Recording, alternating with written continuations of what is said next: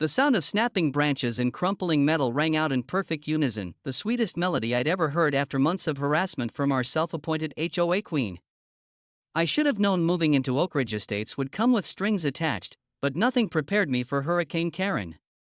6 months ago, I was just excited about my first home purchase, a charming cottage with reasonable mortgage payments and a magnificent century-old oak tree that made the whole property feel magical.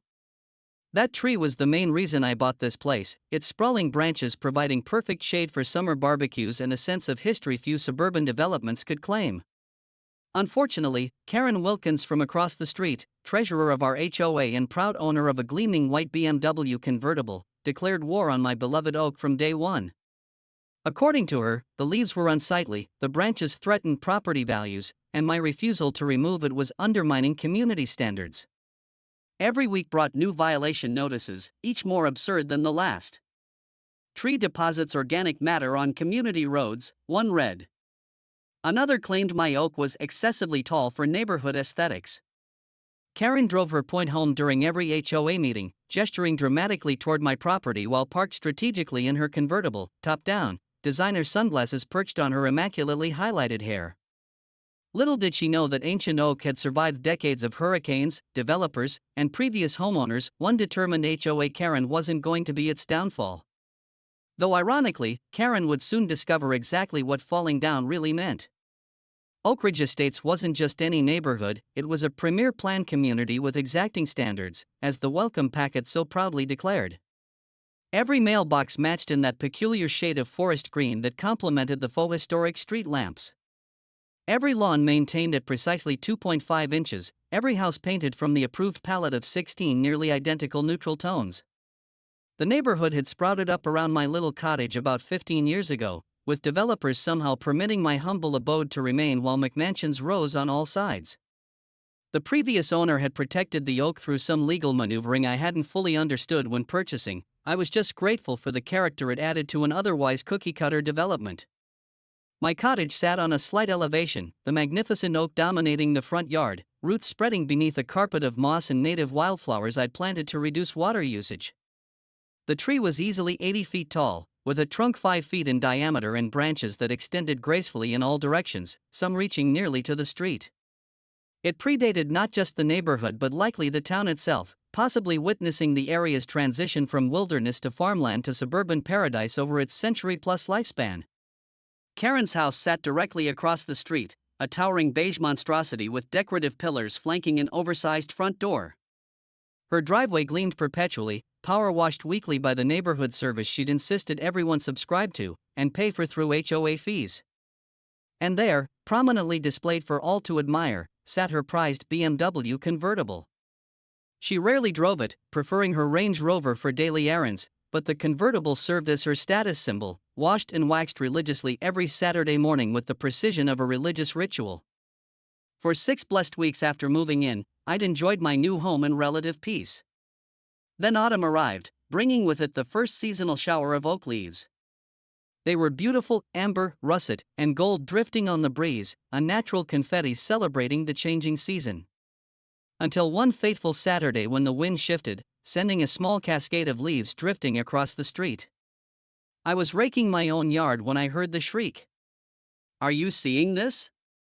Karen stood beside her convertible, pointing dramatically at 3, I counted them, 3 oak leaves that had settled on her pristine hood. I smiled apologetically and crossed the street with my rake. "I'm so sorry about that. The wind just caught them. Let me get those for you." I reached to collect the offending foliage, but Karen stepped between me and the car. "This is completely unacceptable," she hissed, nostrils flaring. "Do you have any idea what tree sap does to automotive clear coat? That monster tree has to go." I laughed, thinking she was joking. She wasn't. "I'm serious. That tree violates at least 6 HOA regulations. It's overgrown, it's messy, and it's not on the approved landscaping list." I explained that the tree predated the HOA and was actually protected, but Karen just smiled thinly. "We'll see about that." 3 days later, the first certified letter arrived. Notice of violation, unapproved landscaping feature. The letter cited HOA Code 7.3.4, demanding removal of the overgrown oak specimen within 30 days, threatening a $100 daily fine thereafter. I called the HOA management company immediately, explaining the tree's protected status. They seemed uncertain but agreed to note my objection in my file. A week later, another notice arrived citing a different violation: excessive shade creating moss growth on community sidewalk. This one demanded tree trimming to allow adequate sunlight penetration plus sidewalk power washing at my expense. The notices continued: tree roots causing potential infrastructure damage, unauthorized wildlife habitat creation, apparently, squirrels were now against regulations, and my personal favorite, seasonal organic debris dispersal beyond property boundaries. I realized I needed help. First, I consulted an arborist who confirmed what I already knew: the oak was healthy, posed no safety hazard, and was likely between 120 to 150 years old. He provided a written assessment and recommended minimal pruning to maintain health but strongly advised against major trimming. Next, I visited City Hall to research local ordinances.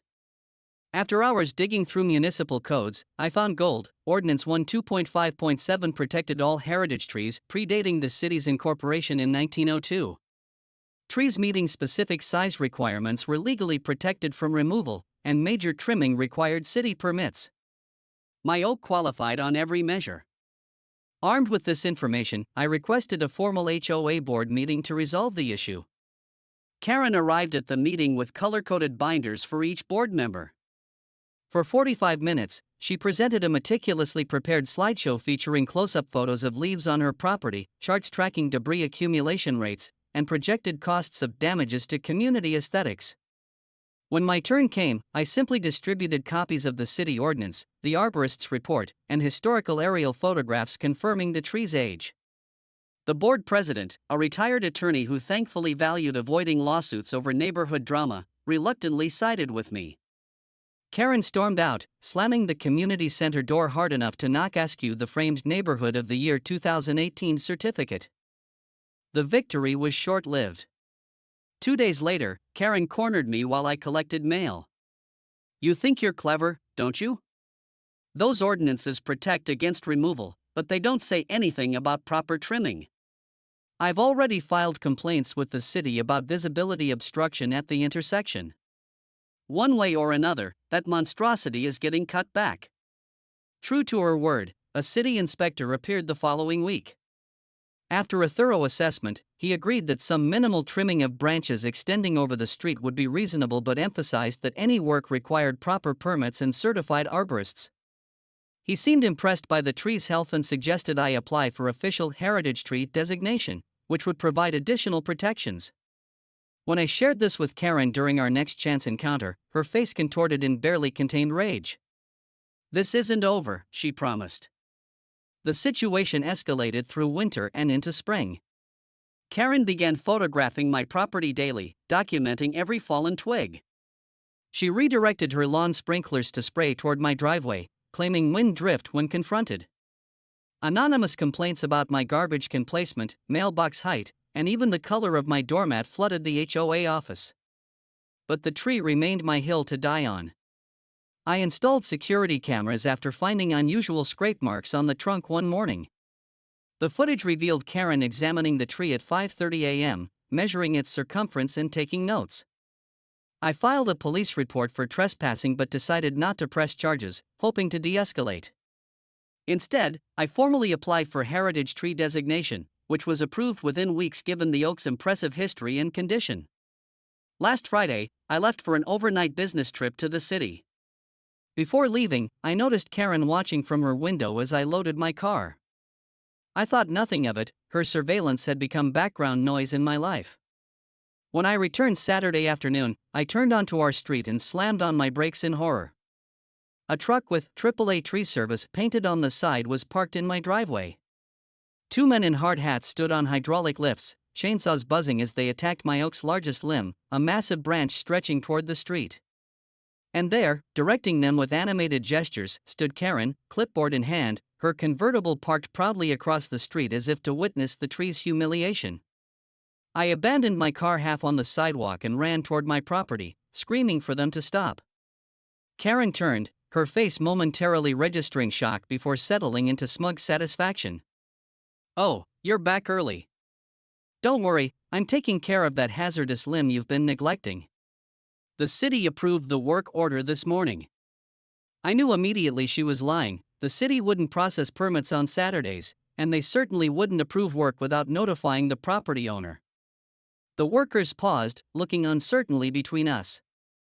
"Get off my property now," I shouted, already dialing 911. "You have no authorization to touch this tree." One worker lowered his lift, clearly uncomfortable with the situation. "Lady, you said you had permits," he said to Karen. "We need to see documentation if there's a dispute." Karen's voice rose to a shrill pitch. "Keep cutting. I'll handle this." She thrust a paper toward him, a standard HOA violation notice with her own signature, not a city permit. The second worker continued cutting, having already sawn 3/4 through the massive limb. "Stop cutting right now," I screamed, my voice breaking with panic and rage. "That branch hasn't been properly notched. You're going to cause damage." The worker glanced at me nervously but kept cutting as Karen shouted over me. "Don't listen to them. I'm paying you to finish this job." She turned to me, eyes blazing with triumph. "This is a community service. Your tree is a hazard, and since you refuse to address it, the HOA has the right to intervene." I held up my phone. "I'm on with 911 right now. The police are on their way. What you're doing is criminal trespassing and destruction of property." The worker hesitated again, his saw still buzzing ominously against the partially cut limb. I noticed with growing horror that they'd made no provision for controlling the fall, no ropes, no proper cutting technique. Just a straight cut through a limb that weighed hundreds of pounds. "At least stop until we verify permits," I pleaded. "That branch could seriously hurt someone if it falls wrong." Karen's face contorted with fury. "Don't you dare stop," she shrieked at the worker. "I'll have your job. I'll sue your company. Keep cutting." Something in her tone made the worker flinch, his hand jerking slightly as he repositioned the saw. The vibration sent a visible shudder through the massive branch. I heard a deep, ominous cracking sound that seemed to come from within the wood itself. "Get down," I shouted to the worker. "It's going to yo." The rest of my warning was drowned out by the thunderous crack of splintering wood as the branch, cut through more than 3/4 of its diameter, suddenly gave way. Time seemed to slow down. The massive limb twisted as it fell, bark and wood fibers tearing away from the trunk with a sound like fabric ripping. The worker barely managed to pull his saw free as the branch broke away completely, sending him swinging backward on his lift. Karen stood frozen in my driveway, her clipboard still clutched in her manicured hand, her mouth forming a perfect O of shock. The branch, easily 20 feet long and thick as a small tree itself, plummeted toward the ground in a graceful, terrible arc. I noticed absurdly that you could see the growth rings in the freshly cut wood, decades of the tree's life exposed in concentric circles. And then my focus shifted to the branch's trajectory, a path that led directly across the street. Directly to where Karen had parked her precious BMW convertible. Her pride and joy, top down on this beautiful spring day. The branch seemed to hang suspended for an eternity at the apex of its fall, and I swear I could see Karen calculate the geometry in her widening eyes. She took one desperate step forward, hand outstretched as if she could somehow catch a half-ton of falling oak. The worker shouted something unintelligible. I think I might have laughed. And then gravity completed its masterpiece. The sound was extraordinary, a percussion symphony of splintering wood, crunching metal, shattering glass, and Karen's banshee wail. The branch hit the convertible dead center, crushing the passenger compartment like it was made of aluminum foil. The car's frame actually bent in the middle, the expensive leather seats disappearing beneath a canopy of oak leaves and broken branches. Smaller twigs sprayed outward like shrapnel, and a cloud of dust and leaf fragments rose into the air, glittering in the afternoon sunlight. The car's alarm began to wail pathetically, the sound distorted by the weight compressing its electronic system. For a long moment, nobody moved. The worker on the lift stared open-mouthed at the destruction. His colleague on the ground had fallen backward onto his rear end in shock. And Karen looked like she might spontaneously combust. Her face progressed through colors I didn't know human skin could achieve, white to red to purple in rapid succession. She dropped her clipboard and stumbled toward her ruined vehicle, keening like a wounded animal. The expensive convertible was completely totaled. The oak branch had landed with such perfect precision that it almost looked intentional, like some bizarre art installation commenting on man versus nature. My car. Karen finally found words, her voice strangely small. My beautiful car. Then her head snapped around toward me, eyes narrowing to venomous slits. You did this. You'll pay for every penny. She fumbled for her phone, fingers trembling so violently she could barely dial. I'm calling my lawyer. I'm calling the police. I'm calling the HOA president. As if on cue, sirens wailed in the distance. Neighbors began emerging from their houses, drawn by the commotion. The tree service workers were already backing away, the one on the ground helping his colleague lower the lift. Hey, we're out of here, the ground worker said, hands raised defensively. Lady told us she had permits. We don't want any part of this. Karen whirled on them. Don't you dare leave. This is your fault. You cut it wrong. The worker shook his head. You rushed us. You said no safety ropes. You said just cut it fast. We told you it wasn't safe. He turned to me. Sorry about your tree, but she said she was authorized. We didn't know. When the police arrived, the scene descended into chaos. Karen screamed accusations while I calmly showed officers my property deed, the heritage tree designation, and, most damning of all, the security camera footage showing Karen directing the whole operation. The tree service workers admitted they'd been paid in cash and shown what appeared to be HOA authorization but no city permits.